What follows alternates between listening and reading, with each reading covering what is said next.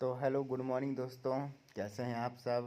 जैसा कि आज 28 दिसंबर है और नए साल आने में लगभग मुझे लग रहा है बस गिन के 3 दिन और हैं। 29, 30, 31 उसके बाद आ जाएगा अपना 2026। बट दोस्तों ये नया साल कितना जल्दी, मतलब ये 2025 2024 हो गया, ये सारे साल कितना जल्दी बीते हैं, ये हम और आपको बताने की ज़रूरत नहीं है। बहुत ही जल्दी ये साल निकल जाते हैं, लेकिन हमको और आपको कानो कान हवा तक नहीं होती है। और जैसा कि ये आप देख सकते हैं, मैं अपने घर में आ चुका हूँ और ये अपनी रानी स्कॉर्पियो खड़ी हुई है। उधर थोड़ा आंटी लोग हल्ला कर रही थी, इस वजह से मैं आ गया, गाड़ी के अंदर आ गया हूँ ब्लॉग को शूट करने के लिए। क्योंकि मुझे ना हल्ले से बहुत एलर्जी है, बहुत ही ज़्यादा। चाहे मेरे घर का हल्ला हो चाहे बाहर का हल्ला हो, मैं शांति चाहता हूँ। मुझे शांति बहुत पसंद है। शांति, चाहे वो लड़की हो चाहे शांति का वातावरण हो, मुझे बहुत ही ज़्यादा पसंद है। तो कल दोस्तों मैं लगभग 5 बजे रीवा महामना एक्सप्रेस से रीवा को लैंड किया। परसों मैं चला था लगभग 7:30 बजे, नहीं 8 बजे महामना एक्सप्रेस में बैठा था, तो कल मुझे शाम को 5 बजे रीवा पहुंचाई है। आज मैं बहुत ही कुछ पर्सनल इंसिडेंट आप लोगों के साथ शेयर करना चाहता हूं, जो भी मेरे लाइफ में चल रहा है। क्योंकि आप भी मेरी फैमिली हो, यूट्यूब फैमिली हो, जो देखता है मेरे फैमिली से बढ़कर है। और तो कल मैं जब उतरा सीधी, तो फिर मैं टोल प्लाज़ा में बैठ गया था। मेरा एक मित्र है अभिजीत सिंह चौहान, बचपन का मेरा मित्र है, मुझे बहुत ही ज़्यादा मानता है। तो मैं टोल प्लाज़ा में उतर गया था। टोल प्लाज़ा, आई होप आप लोग समझते होंगे, जहाँ रोड का टोल टैक्स पे करना होता है। तो वहीं बढ़िया आग उग जला के रखा था उन्होंने, और उनकी जितने भी उनके कर्मचारी थे। फिर वहाँ ही मैंने खाना मंगाया, दाल रोटी ढाबा से मंगाया, तो 5-6 ठो रोटी हम और अभिजीत सिंह साथ मिल के खाएँ। और फिर खाने के बाद थोड़ा आग उग तापे, एक आध घंटा बैठा, फिर मैं लगभग 12 बजे रात को अपने घर आ गया। वहाँ से एक बस में लिफ्ट लेके मैं 12 बजे रात अपने घर पहुँच गया। तो इंसिडेंट ऐसा मैं दोस्तों आप लोगों से शेयर करना चाहता हूँ। अब आप लोग ही बताना कि मैं इसमें मेरी क्या गलती है, क्या गलती नहीं है। अगर गलती मेरी होगी तो बताना, मैं उसमें सुधार करूँगा। इस वीडियो में का आप लोग कमेंट ज़रूर करना। एक्चुअली कल मैं जैसे ही शाम को 5 बजे, मतलब करीब 12-13-14 घंटे का सफ़र तय करने के बाद 5 बजे जैसे ही मैं पहुंचा रीवा रेलवे स्टेशन, वहां से मैंने ऑटो पकड़ा। ऑटो के माध्यम से मैं गया अपनी दीदी के यहाँ। मेरी दीदी रहती हैं, मैं आपको एड्रेस नहीं बता सकता हूँ, लेकिन रहती रीवा में है, जनता कॉलेज के आसपास। तो वहाँ मैं गया। अब मैं क्या हुआ कि अंदर गया, और मुझे बहुत देर से प्यास लगी थी। तो मैं सोचा रीवा पहुंचने वाले हैं, करीब 1-2 घंटे से प्यास लगी थी। तो मैं सोचा रीवा पहुंचने वाले हैं, कौन ले पानी की बोतल। तो फिर मैं नहीं लिया। मैं जैसे दीदी के यहाँ पहुंचा घर में, तो गया पानी पीने लगा किचन में। दीदी हल्ला करने लगी, बोलती हैं बघेली में, को आए चला गया चप्पल पहने वहाँ खिसिर खिसिर करा था।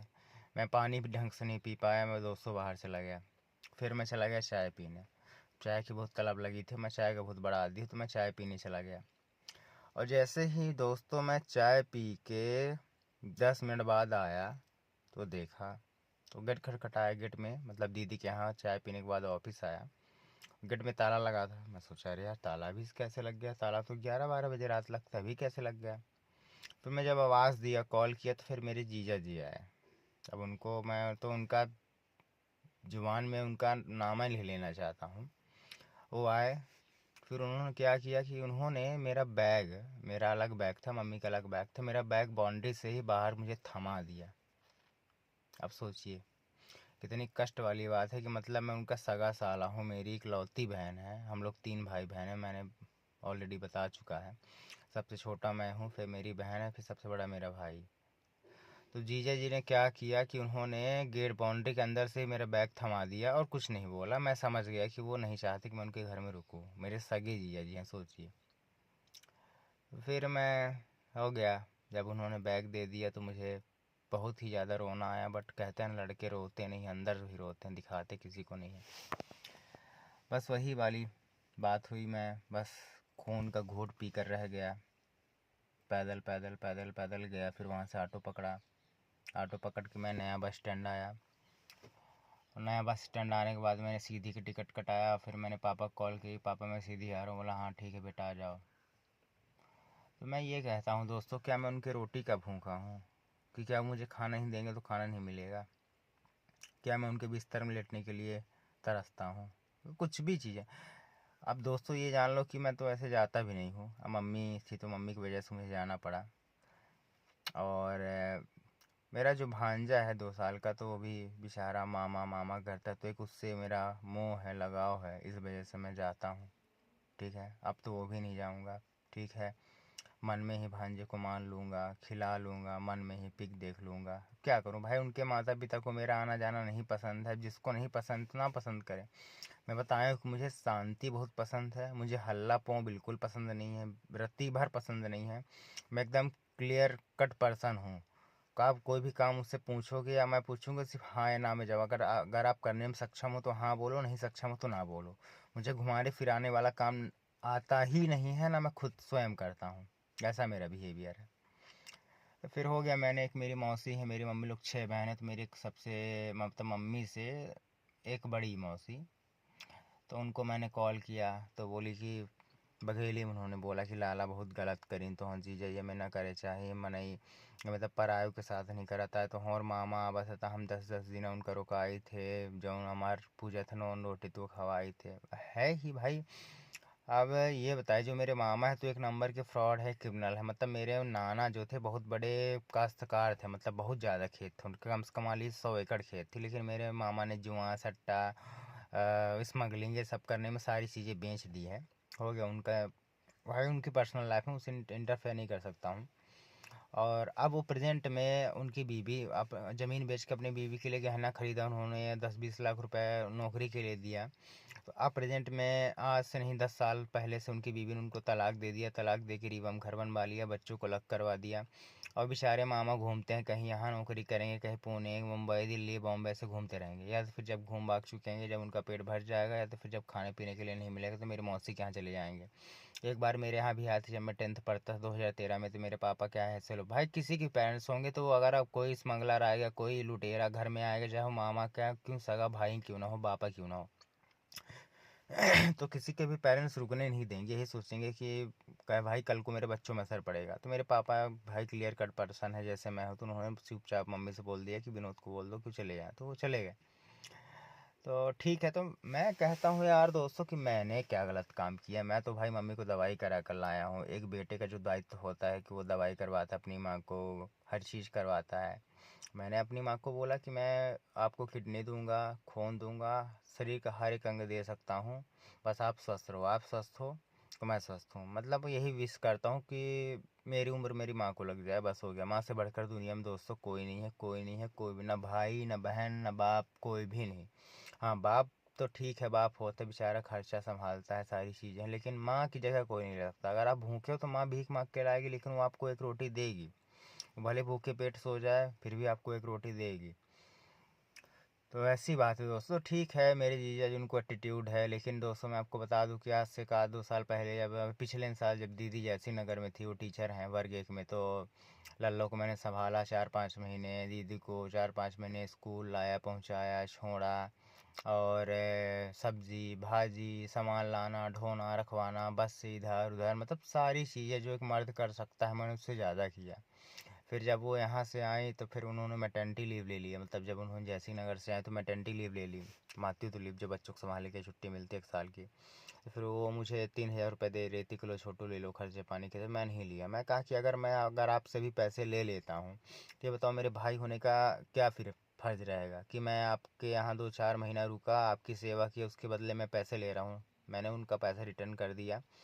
और आप ही बताओ दोस्तों मैंने क्या सही किया गलत किया? कमेंट में बताना कि मेरी जीजा जो ऐसा मेरे साथ उन्होंने किया तो क्या ये किस हद तक सही है। और जबकि जॉब क्या करते हैं इतना बता सकता हूँ मैं, वो प्रोफेसर हैं, कॉलेज में बॉटनी सब्जेक्ट के प्रोफेसर हैं, पढ़ाते हैं। सोचिए उनका उनकी मतलब यही सेंस है, यही तमीज़ है कि मतलब कोई भी गेस्ट गेस्ट भी नहीं भाई, तुम्हारी वाइफ का सगा भाई है, वही सब करता है। दोस्तों मैंने लॉकडाउन में, मुझे कोरोना तक हो गया था, लॉकडाउन में मैं अपने जीजा को बुलाने यहाँ से 400-500 किलोमीटर छतरपुर गया था दोस्त की गाड़ी बुक करके। तो अब बताइए मैं अपने बारे में कभी नहीं सोचता कि मुझे कोरोना हो जाएगा, बीमार हो जाऊंगा, ये है वो है। मैं सबके लिए जो इतना रहता है सबके लिए मैं करता हूँ। लेकिन जब फिर वही आदमी अगर मुझे चोट पहुँचाए, अब जैसे जीजा जी ने कल जो मुझसे बर्ताव किया, मैंने ये चीज़ मम्मी को भी कंप्लेन किया, बताया। मम्मी तो खैर वहीं थी, लेकिन उनको पता चला, लेकिन वो जानना चाहती थी कि इस बात को लेकर मेरे मन में क्या चल रहा है, मेरे मन में क्या है, कैसा है। तो मम्मी कुछ नहीं बोली, एक शब्द नहीं। वो जानती है भाई उनकी पूरी गलती है कि भाई मैं तो दवाई करा कर लाया और तुम ऊपर से मुझे पानी नहीं दी, ऊपर से तुम गेट बंद कर लिए। तो ये बिल्कुल भी सही चीज़ है भाई। मेरा भी घर देख लो कितना बड़ा है मेरा घर, मतलब भगवान की दया से एक तरह की कुटिया ही है, लेकिन पर्याप्त है हम लोग के रहने के लिए। क्या मेरे पास घर नहीं है दोस्तों? मैं क्या उनको घर के लिए मरता हूँ कि मैं क्या किसी को गलत नज़रिए से किसको देखूंगा भाई? उस घर में मेरी भांजी रहती है, वही जीजा जी की बड़े भाई की लड़की तो मेरी भांजिन लगेगी, मेरा भांजा रहता है, मेरी दीदी रहती है। मैं गलत नज़रिए से देखूँ किसको है क्या? और गलत नज़रिए से वो लोग लड़के देखते हैं दोस्तों जिनके गर्लफ्रेंड नहीं होती। मैं आज 6 साल रिलेशनशिप में हूँ, भले मेरी गर्लफ्रेंड शादी 8 मई को फिक्स हो जाएगी, हो जाने तो मेरी भी गर्मी तक में हो जाएगी। तो इसका मतलब ये थोड़ी ना कि मैं अगर किसी के यहाँ जा रहा हूँ तो किसी लड़की को, बहन बेटी को गलत नहीं नज़रिए से देखूंगा। एक तो दोस्तों मैं परसों कुछ खाया नहीं था, मैंने बताया कि परसों रात को मुझे बहुत ही ज़्यादा उल्टी हुई थी, रात भर उल्टी हुई थी। जो भी मैंने खाया था 5-6 रोटी, लेकिन जस्ट 10 मिनट बाद पूरा खाना बाहर निकल गया वॉमिट के थ्रू। और क्या बोलते हैं, यहाँ तक कि पानी भी निकल गया मेरे मुंह से, मतलब इतना ज़्यादा मेरी तबीयत ख़राब थी। तो मैं बहुत ज़्यादा भूखा था कल। तो फिर मैं यहाँ टोल प्लाजा माँ अभिजीत से बताया कि अभिजीत भाई मुझे भूख लगी है। तो उन्होंने मेरे लिए दाल और 7-8 रोटी मंगाई थी, फिर दोनों लोग साथ में खाए। तो दोस्तों अब देखिए, जो पराया है बेचारा अपना जैसा बिहेव करता है, जो पराया है तो जो अपना है तो वो तो पराया से ही बदतर व्यवहार करता है। तो दोस्तों यही बोलूँगा कि ज़िंदगी बहुत बड़ी है, समय बहुत बलवान है। समय सबको उसकी औकात याद दिला देता है। और ये भी है कि जब उनको, जीजा जी को मेरे कभी मुझसे काम पड़ेगा तो किस मुंह से मुझसे बात करेंगे, उनको ये खुद नहीं पता है। और फिर मैं बताऊंगा ना, जैसे मैं बोल रहा हूँ समय बहुत बड़ा बलवान है, फिर मैं बताऊंगा कि मेरी क्या कीमत है। मैं अब अपनी इम्पोर्टेंस सबको दिखाऊंगा। तो यही किस्सा कहानी था दोस्तों। तो चलिए ठीक है, आज के ब्लॉग को यहीं ख़त्म करते हैं, फिर मिलते हैं नेक्स्ट ब्लॉग में। तब तक के लिए जय भारत, जय भीम, जय संविधान, राधे राधे।